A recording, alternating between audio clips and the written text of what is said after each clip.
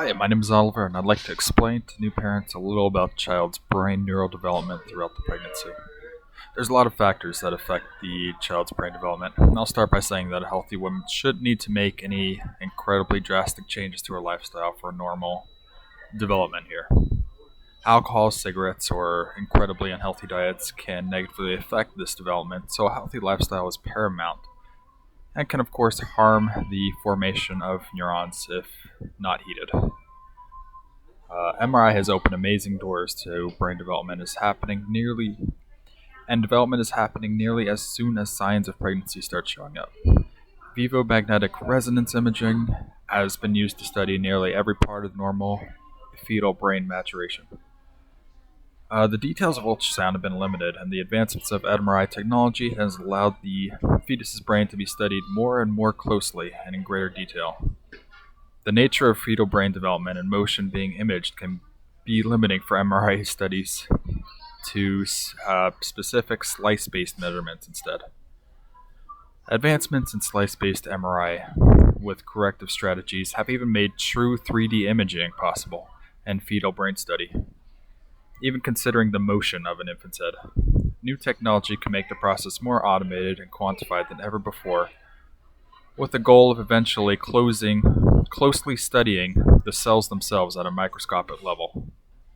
The initial groundwork for the fetus's brain and spinal cord and neural plate is actually already forming at around 4 weeks into conception. As the plate grows, it'll fold into itself until it changes more into a groove, later to become the neural tube, which will develop into the brain and spinal cord. Though the groundwork of the brain begins developing at week 4, actual electrical brain activity called synapses don't start until week 6. At this point, the electrical activity seems disorganized and chaotic and doesn't start making sense until about week 10. But it does start showing that neurons in the infant's brain are communicating, which is a major milestone in development. 7 weeks into the pregnancy, the neural tube will start to close and curve and bulge into 3 different sections. These sections are known as the forebrain, the hindbrain, and the midbrain. The spinal cord will soon develop behind the hindbrain. These 3 sections will become what we know as the cerebrum, pituitary gland, the hypothalamus, and the brainstem.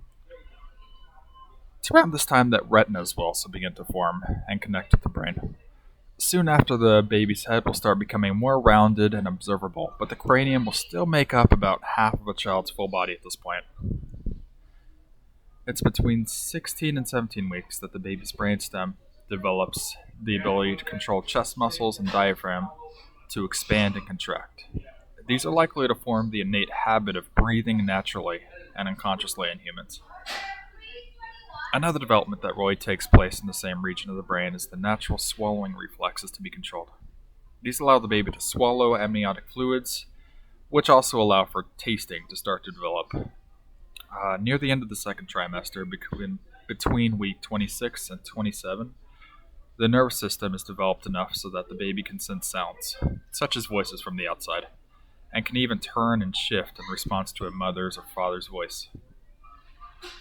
The baby even becomes capable of REM sleep cycles at this stage, where higher brain activity can occur during sleep.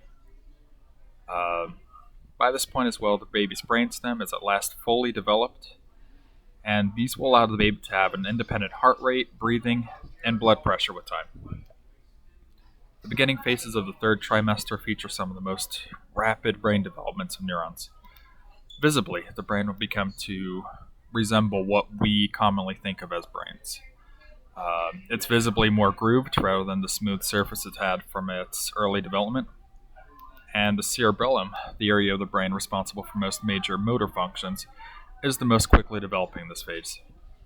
By birth, the brain will look much like the adult brain, but will still have a lot of development to do. The basic infrastructure of the brain will be there, but the brain is still developing up to and after birth.